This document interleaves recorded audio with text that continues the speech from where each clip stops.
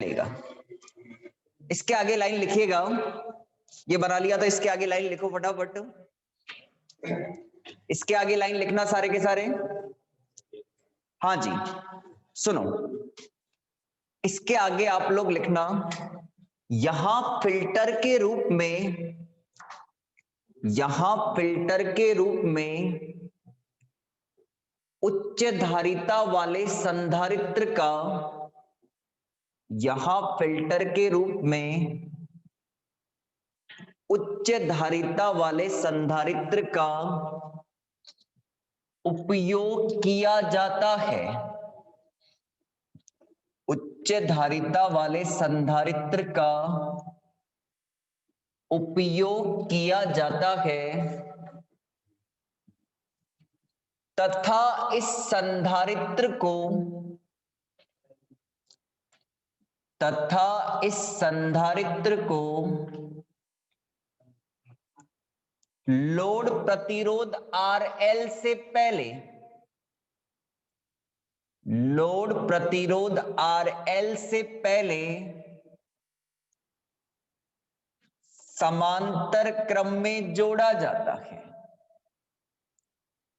Load प्रतिरोध RL से पहले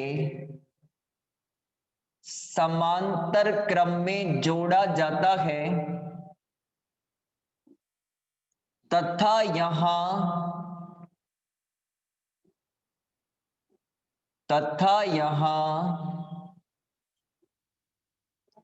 लोड प्रतिरोध का मान अधिक रखा जाता है, तथा यहां लोड प्रतिरोध का मान अधिक रखा जाता है,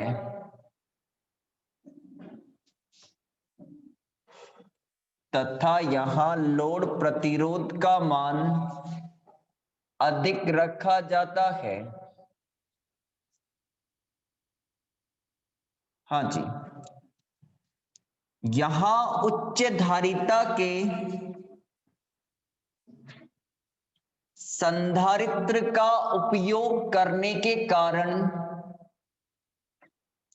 यहां उच्च धारिता के संधारित्र का उपयोग करने के कारण, संधारित्र का उपयोग करने के कारण प्रतिघात कम हो जाता है,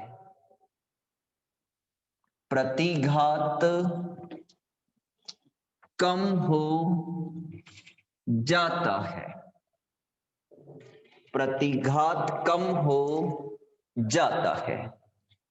चलेगा, आ जाओ। अब सारे के सारे डाउट और सारे के सारे क्वेश्चन क्लियर होने वाले हैं आप लोगों के माइंड में जो चल रहे हैं। चलेगा, सुने ढंग से समझना सारे के सारे भाई, है ना। हाँ जी, सबका ध्यान बोर्ड पर, सबका ध्यान बोर्ड पर, और ढंग से समझना सारी की सारी चीजें अब बड़ी इंपॉर्टेंट है। चलिएगा, सबसे पहले क्वेश्चन ये है कि सर उच्च धारिता का संधारित्र क्यों लगाते हैं। तो मेरी बात ढंग से सुनना रे। हमने संधारित्र का प्रतिघात देखा था तो 1/ωc था। अगर आप C को बढ़ाओगे तो प्रतिघात क्या हो जाएगा, कम हो जाएगा। वापस रिपीट कर रहा हूं, अगर आप C को बढ़ाओगे तो प्रतिघात क्या हो जाएगा, कम हो जाएगा। प्रतिघात कम होने का मतलब होता है अवरोध कम होना। तो धारिता उच्च रखने के कारण अवरोध क्या हो गया, कम हो गया, रुकावट कम हो गई। साथ के साथ मैंने बोला है RL का मान ज्यादा रखा जाता है, यानी अवरोध क्या है, ज्यादा। तो यहां C भी ज्यादा है, RL भी ज्यादा है। RL ज्यादा है इसका मतलब अवरोध ज्यादा है, C को ज्यादा रखा इसका मतलब अवरोध कम हो गया। तो हुआ क्या सर, यहां से संकेत आया और संकेत सबसे पहले इस नोड पॉइंट पे आएगा। इस D1 डायोड से जो संकेत आता है वो आता है AC प्लस DC, इस प्रकार का संकेत आता है। अब सुनो मेरी बात ढंग से। सर क्या ये संकेत इसके अंदर चला जाएगा? अरे किसी भी कंडीशन के अंदर इसके अंदर नहीं जाएगा। क्यों? क्योंकि ये प्लस होगा, ये माइनस होगा, तो D2 डायोड आपका रिवर्स के अंदर और D1 डायोड आपका अग्र बायस के अंदर। तो धारा का चालन किसके अंदर से होगा? अग्र बायस वाले डायोड के अंदर से होगा। तो सर संकेत आ रहा है, यहां आया। पहले तो इस पॉइंट पे देखो, इस पॉइंट पे आने के बाद में संकेत नीचे भी जा सकता था, लेकिन नीचे वाला डायोड पश्य बायस में है, नहीं जाएगा। तो सर संकेत ऐसे आएगा, इस तरीके से। संकेत के तौर पे क्या है? AC प्लस DC है। क्या है? AC plus DC। सर अब हम ये कहते हैं कि जहां अवरोध कम होता है करंट वही जाती है, संकेत वही जाता है।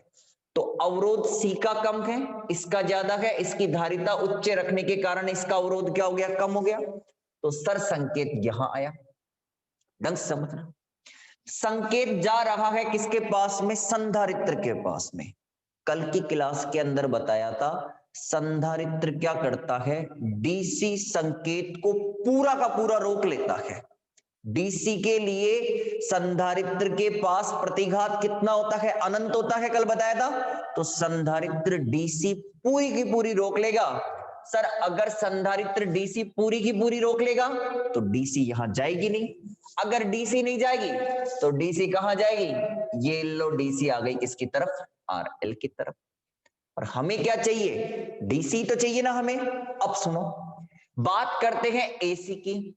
अभी आते ही क्लास में नोट पॉइंट के अंदर लिखवाया था कि जो हमारे पास में संधारित्र होता है वो क्या करता है? ज्यादा से ज्यादा एसी जाने देता है, परंतु पूरी एसी जाने नहीं देता। सर ज्यादा से ज्यादा एसी चली जाएगी, ये एसी इधर की तरफ चली जाएगी, ज्यादा से ज्यादा एसी। अब पूरी तो नहीं जाएगी ना सर, पूरी नहीं जाएगी तो वो बची हुई कहां पे आएगी? आरएल पे आएगी।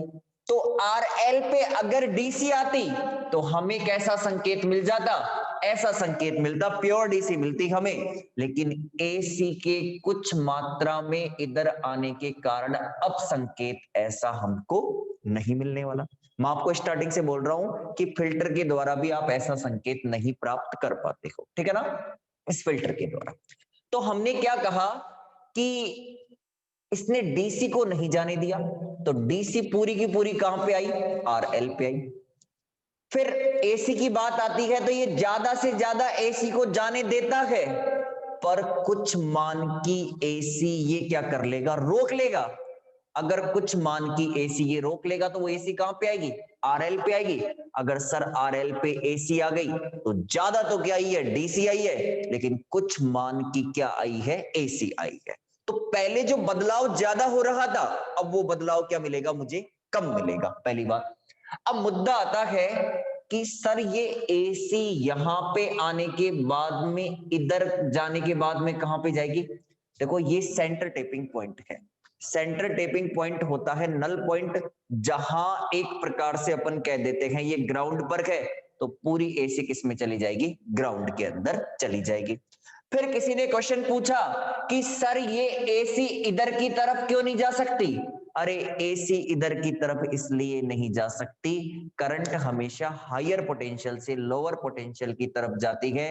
करंट है अपनी मर्जी से चलेगी नहीं, जैसा हायर पोटेंशियल से नल पॉइंट की तरफ ही जाएगी, ग्राउंड की तरफ जाएगी, ऐसे नहीं अपनी मर्जी हुई इधर, इच्छा हुई इधर की तरफ चलेगी, ऐसा नहीं होगा, ठीक है ना, चलेगा। फिर किसी ने एक क्वेश्चन अभी क्लास के अंदर ही पूछा था यहाँ पे मुझसे कि आप इस संधारित्र को इधर ही क्यों लगा रहे हो? लोड प्रतिरोध के पहले, लोड प्रतिरोध के बाद में क्यों नहीं लगा रहे? उसको जवाब समझ में आ चुका होगा। क्यों? पहली बात, अगर मैं लोड प्रतिरोध के समांतर क्रम में लगा रहा हूं तो कई जगह क्या लिखा देते हैं? लोड प्रतिरोध के समांतर क्रम में लगाते हैं। भाई समांतर क्रम तो ये भी होता है। अरे सर समांतर क्रम ये होगी तो फिर उस कंडीशन के अंदर क्या होगा? आपके पास जो संकेत आ रहा है उसका कुछ पार्ट इधर भी तो जा सकता है। अगर कुछ पार्ट इधर की तरफ भी चला जाएगा तो फिर उस सिचुएशन के अंदर जैसा हम चाहते हैं ना आउटपुट के अंदर, वैसा परफेक्ट हमें नहीं मिल पाएगा। हमें पता है अब भी क्या है, इधर की तरफ ही क्या है, हमारे पास में अवरोध कम है, तो संकेत इधर की तरफ ही जाएगा। लेकिन आप इसको लगाओ बाद में, ठीक है ना, तो इससे क्या होगा, जैसे थोड़ा कंफ्यूजन सा होता है माइंड के अंदर, वो आपके नहीं हुआ। तो हम क्या करते हैं, इसको पहले ही लगाते हैं, ठीक है ना, हम इसको बाद में नहीं लगाते, ठीक है ना। अगर आप बाद में लगा देते हो, इससे कोई ज्यादा फर्क नहीं पड़ने वाला। क्यों होगा, तो क्या कि भाई संकेत इधर जाएगा नहीं, इधर जाएगा, इधर जाने के बाद में वापस सर क्या होगा, ये डीसी को क्या करेगा, रोकेगा, ये डीसी को क्या करेगा, रोकेगा, तो डीसी किसकी तरफ आएगी, इधर की तरफ आएगी, फिर कुछ मान की एसी इधर की तरफ आएगी। फिर हम कहते हैं ना कि जो हम आउटपुट लगाते हैं वो किस में लगाते हैं सर, निर्गम में लगाते हैं। तो मैं आउटपुट यहां दिखाने की अपेक्षा अगर इधर इस तरीके से दिखाऊं तो वो ज्यादा बेटर, ठीक है ना। ज्यादा डायग्राम इलेक्ट्रॉनिक्स के सर्किट जो बनाए जाते हैं उसके अंदर अपन आउटपुट बाहर की तरफ ही तो निकाल के दिखाते हैं, यहाँ प्राप्त कर, ऐसे बीच में थोड़ी दिखाएंगे यहाँ, ठीक है।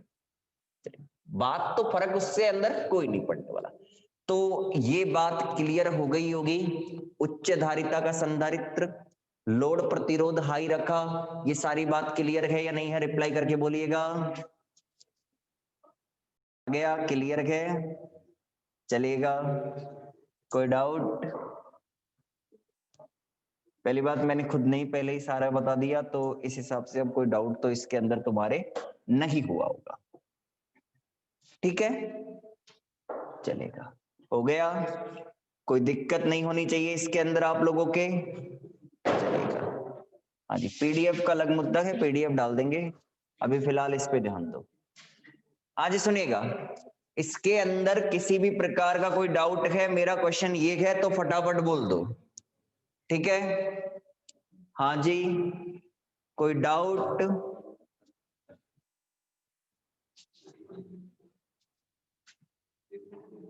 नहीं है, चलो अच्छी बात है, सबका क्लियर है। तो चलो अब मेरी बात सुनना, क्या इतनी सी जानकारी इसमें पर्याप्त है? नहीं, इतनी सी जानकारी अभी पर्याप्त नहीं है।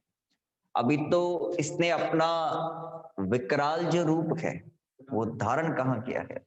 चलेगा, सुनना मेरी बात ढंग से सारे के सारे।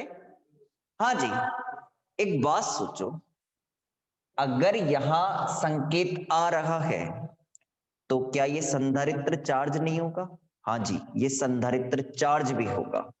फिर इस संधारित्र को डिस्चार्ज कौन करेगा? ये लोड प्रतिरोध RL करेगा। सर ये लोड प्रतिरोध RL इस संधारित्र को क्यों डिस्चार्ज करता है, और यही क्यों करता है? और कोई ऐसा इसके अंदर नहीं है कि जिसके द्वारा हम इसको क्या करें, डिस्चार्ज करें। एक चीज तो ये बता रहे हैं, सुनो कंटिन्यू करता हूं थोड़ा, अभी एक आध एक लाइन और समझा देता हूं, डिटेल के अंदर तो कल आएगा, लेकिन अभी हमारे पास में 4-5 मिनट के आसपास बची है, तो उसका हम यूटिलाइज करते हैं। देखो सुनो, होता क्या है, पहला हाफ साइकिल आता है, ये पॉजिटिव ये नेगेटिव। जो बात बताने जा रहा हूं वो कल भी रिपीट होगी, लेकिन आज समझ लो तभी क्लियर। ये प्लस है ये माइनस है। पहले हाफ साइकिल के अंदर होता क्या था सर, इस हाफ साइकिल के अंदर ये वाला डायोड किसमें आ गया, अग्र बायस में। अग्र बायस में डायोड किसकी तरह बिहेव करता है सर, शॉर्ट सर्किट की तरह बिहेव करता है। और रिवर्स वाला डायोड किसकी तरह बिहेव करता है, ओपन सर्किट की तरह। चलो आ जाओ, मजा आने वाला है, ढंग से सुनना। ओपन सर्किट शॉर्ट सर्किट, चलो ये तो समझ में आ गया। यहां डीसी ज्यादा आ रही है, एसी कम आ रही है, ठीक है ना। संकेत आया, यहां से आया इस तरीके से, इस तरीके से। तो जब संकेत इधर इस संधारित्र के अंदर से जाएगा तो ये संधारित्र क्या हो जाता है, चार्ज हो जाता है। सर ये संधारित्र कहां तक चार्ज होता है, आओ बोर्ड पे ध्यान दो, यही होता है ना हमारा संकेत, यही भेजते हैं हम संकेत के तौर पे। 0 से मैक्सिमम वोल्टेज तक क्या होता है, ये चार्ज होता है। किस वोल्टेज तक चार्ज हो जाता है, EM वोल्टेज तक चार्ज हो जाता है। अब सुनो, बड़ी काम की चीज बताने जा रहा हूं। जैसे ही ये संधारित्र EM वोल्टेज तक चार्ज हो जाता है ना, उस कंडीशन के अंदर होता क्या है, इधर की वोल्टता ज्यादा हो जाती है, इधर की वोल्टता कम हो जाती है। मेरी बात ढंग से सुनना, इधर की वोल्टता ज्यादा हो जाती है, इधर की वोल्टता क्या हो जाती है, कम हो जाती है। सर इधर की वोल्टता कम, इधर की वोल्टता ज्यादा, ये डायोड ऐसे जुड़ा हुआ था ना, अगर इसका एन सिरा और ये है इसका पी सिरा, एक बार संधारित्र पूरा चार्ज हो गया, सर कहां तक चार्ज होगा, EM वोल्टता तक चार्ज होगा।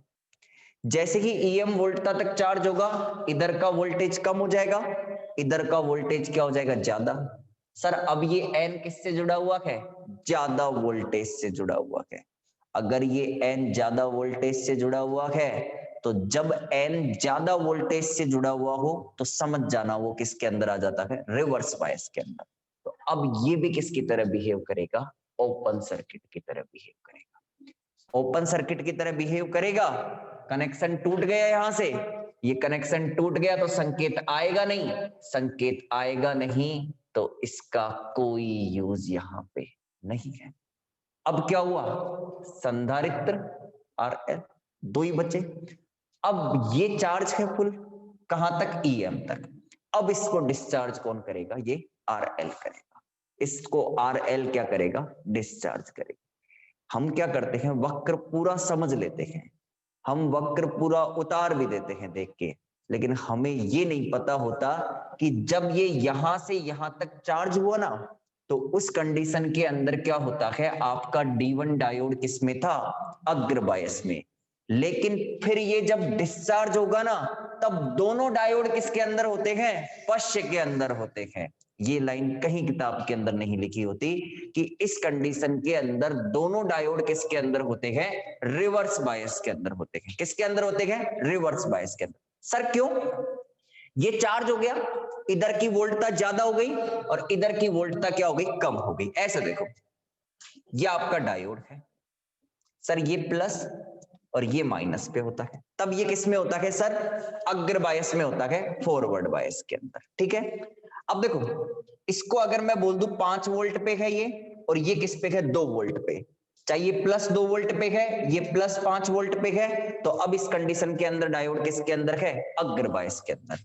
लेकिन अगर इसको मैं ऐसे बोल दूं कि इधर आपका 2 वोल्ट है प्लस का, इधर आपका 5 वोल्ट है, तो अब ये किसके अंदर चला गया, रिवर्स बायस के। यही तो हुआ यहाँ पे, पहले एक बार चार्ज हुआ, तब डायोड D1 कौन से बायस के अंदर था, अग्र बायस के अंदर। जैसे ही चार्ज हो गया तो ये मैक्सिमम वोल्टेज EM तक चार्ज हो गया, तो इधर का वोल्टेज क्या हो गया, कम, इधर का वोल्टेज ज्यादा। इसका मतलब P तो कम वोल्टेज पे और N ज्यादा वोल्टेज पे, इसका मतलब ये किस में चला गया, रिवर्स बायस में। तो ये ध्यान देना कि जब संधारित्र डिस्चार्ज होता है ना RL के द्वारा, उस पर्टिकुलर कंडीशन के अंदर दोनों डायोड किसके अंदर होते हैं, रिवर्स बायस के अंदर होते हैं। किसके अंदर होते हैं, रिवर्स बायस के अंदर होते हैं। नेक्स्ट क्लास के अंदर हम इसे और अच्छे से डिटेल के अंदर समझाएंगे। आज के लिए इतना ही, इसके आगे करेंगे हम कल। फीस का ध्यान रखो, जिनकी बाकी है वो कंप्लीट करें, ठीक है ना।